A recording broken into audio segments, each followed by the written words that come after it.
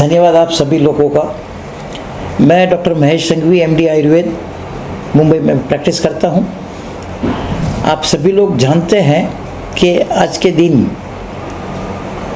शैक्षणिक विभाग और चिकित्सा क्षेत्र का काला दिन है।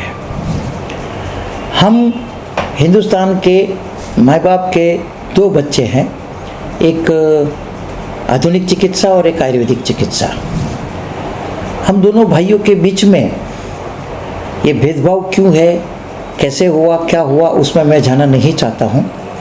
लेकिन ऐसा क्या हुआ कि जो हमारे मित्र है, हमारे सहकारी है, इस देवा की, हमारे प्रधानमंत्री की इस योजना का विरोध कर रहे हैं, उसमें देश का क्या नुकसान है और दूसरा आम जनता को क्या नुकसान होगा और ये करने के पीछे उनका क्या हेतु है, मैं अभी तक समझ में नहीं पा रहा हूँ।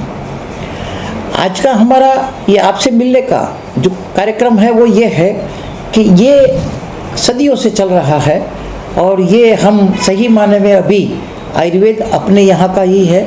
सारी दुनिया ने सर्जरी में इसका लोहा माना है, फादर ऑफ सर्जन के रूप में सुश्रुत को सिखाया है, स्वीकारा है।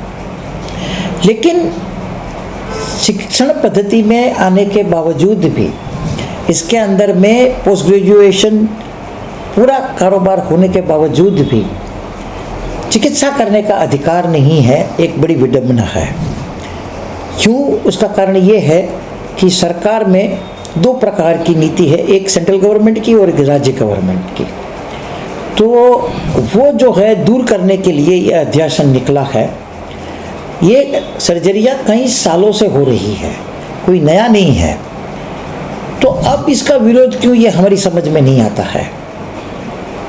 इसके द्वारा मैं हमारे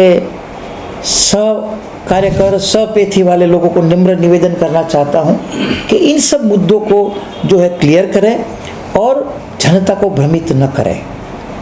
सर, अगर देखा जाए तो जो चिकित्सा पद्धति, आधुनिक चिकित्सा पद्धति का उदय भी आयुर्वेद से हुआ है जी। और अब आधुनिक जो चिकित्सा पद्धति के लोग हैं आयुर्वेद को कहीं न कहीं वो मानते नहीं हैं, उसे दोयम दर्जा का समझते हैं। ऐसा क्यों, दुर्व्यवहार क्यों? ये तो मैं नहीं बता सकता हूँ, आपको उनको ही पूछना चाहिए। लेकिन जो हम अनुभूति फील कर रहे हैं वो ये है कि ईस्ट इंडिया कंपनी ने सबसे पहले एजुकेशनल प्रोग्राम जो है कलकत्ता से शुरू किया था और पढ़ाने वाले हमारे आयुर्वेद के ही तज्ञ थे। और अभी भी मैं आपसे कहता हूँ कि हम सब लोग सीखते हैं, टेक्नोलॉजी हमको इम्प्रूव करती है। दुर्भाग्यवश हम आज़ाद हुए, उसमें आधुनिक चिकित्सा पद्धति जो है उनको प्रथम दर्जा मिला और बाकी की जो चिकित्सा पद्धतियाँ हैं जैसे आयुर्वेद है, होम्योपैथिक है, नेचुरोपैथिक है, यूनानी है, सिद्धा है, जो हमारी स्वदेशी थी, उनको हमको ऑल्टरनेटिव सेकंड मुद्दा मिला। दूसरा जो मेरा अध्ययन है तो बहुत शुरू में जो पूरा बजट का हेल्थ का 95% एलोपैथिक में जाता था, बाकी का 5% हमारे वहाँ पर। इससे भी हमको कोई द्वेष नहीं था। लेकिन हमारे अटल बिहारी वाजपेयी जी की सरकार आई, उसमें थोड़ा सा हमारा आयुष डिपार्टमेंट जैसा बनने का संभावना हुई। फिर मोदी जी आए और हमको सही माने में आयुर्वेद को एक राष्ट्रीय, राष्ट्रीय, अंतर्राष्ट्रीय स्तर पर रखने की उनकी जो तमन्ना है और ये मानव फोर्स का उपयोग लीगली जो है गांव खेड़े में हो और रोगियों को लाभ मिले, उसके लिए हम समझ रहे हैं कि हम धीरे धीरे आज़ादी की तरफ जा रहे हैं। लेकिन किसी एक ग्रुप को ये क्यों पसंद नहीं है ये मैं नहीं जानता। जो कुछ वो दावा कर रहे हैं वो कैसा, उनको पहले सिद्ध करना चाहिए कि भाई जो कुछ भी आयुर्वेदिक चिकित्सा पद्धतियाँ से लोगों को बहुत नुकसान हुआ है, जन समाज बहुत बर्बाद हुए हैं, ऐसा कोई आंकड़ा तो कहीं पर आज तक पब्लिश हुआ मैंने देखा नहीं है। उसमें हम न जाते हुए अब उनका क्या मालाफाइड इंटरेस्ट है ये तो वही बता पाएंगे। लेकिन मैं ये कहूँगा कि हिंदुस्तान के सभी चिकित्सकों को पैथीवाद न करके रोगी के प्रति सिंपैथीवाद देखना चाहिए। आज उन्होंने जो किया है उनके लिए उनका कोई अपना मत होगा, उनके लिए उसकी कोई अपनी विचारधारा होगी, ये स्वतंत्र देश है। लेकिन इससे क्या मिल जाएगा? आज कितने लोगों की इमरजेंसी सर्जरियाँ नहीं हुई, कितने लोगों को सर्जरी से वंचित रहे। जैसे कोर्ट में इतने सारे पेशेंट पड़े हैं, वैसे सर्जरी के लिए लोग जो है आज भी परेशान है। तो इसको ध्यान में रखते हुए हो सकता है उनके कोई अच्छे से सुझाव हो वो सरकार को दे और आपस में दोनों पद्धतियाँ मिल के मिक्सोपैथी न कर नेशनल इंटीग्रेटेड पैथी बनाया जाए, जिसमें जो कुछ अच्छा है, सभी विज्ञान की अपनी शुद्धता है, सभी विज्ञान की अपनी मर्यादाएं हैं, अच्छा चीज़ जोड़कर इस देश की सेवा में उपयोग करेंगे तो मैं ये समझता हूँ कि हम सब लोग खुशनसीब होंगे और ख़ास करके हमारे प्रधानमंत्री के स्वप्न और हमारे छोटे से छोटे आदमी को हम स्वास्थ्य सेवा उपलब्ध करा सकेंगे। सर कहीं देखा जाए तो जो आयुर्वेदिक चिकित्सा पद्धति है उसमें जो मेडिकल माफिया बोले जाते हैं उनके इशारे पे कहीं आयुर्वेद को डोमिनेट करने के लिए, डॉक्टरों को परेशान करने के लिए खेल तो नहीं खेला जाए? सर देखिए, ये एक सब पॉलिटिकल वर्ड्स हैं और ये हमेशा ये रहा है कि ताकतवर हमेशा कमज़ोर को दबाता है और बड़ी मछली छोटी मछली को खाने की कोशिश करती है।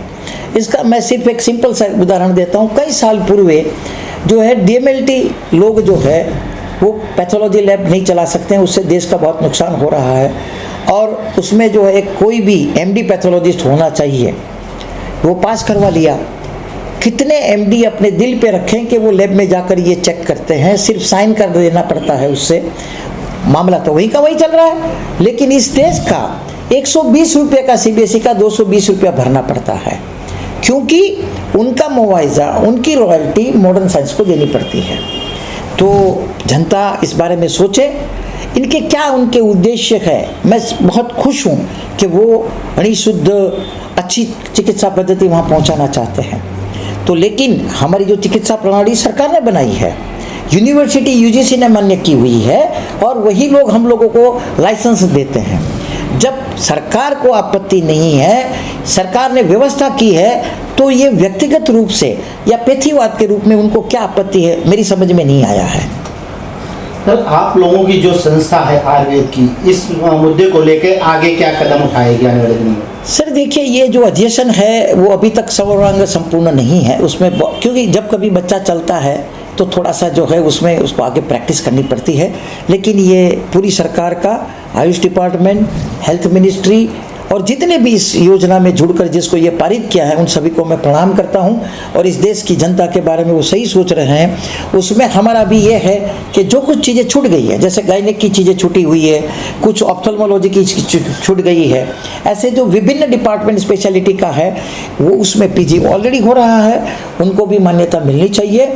और उनको जहाँ कहीं पर भी पूरे देश में जैसे दोनों पैथियों को जैसा जो है एक ही सरी का व्यवहार होना चाहिए और एक ही सरी के रूल्स होने चाहिए और एक ही सरी की जो है उन लोगों की जो है वहाँ पर स्वीकृति होनी चाहिए, ऐसी मेरी नम्र निवेदन है। और उसके लिए हम उसके बारे में सतत ऑफिशियली जहाँ कहीं पर भी होती है वो विनम्रता से लोगों को कष्ट न देते हुए, सेवा करते हुए इस देश की, वहाँ पर आम जनता के लिए हम काम करेंगे।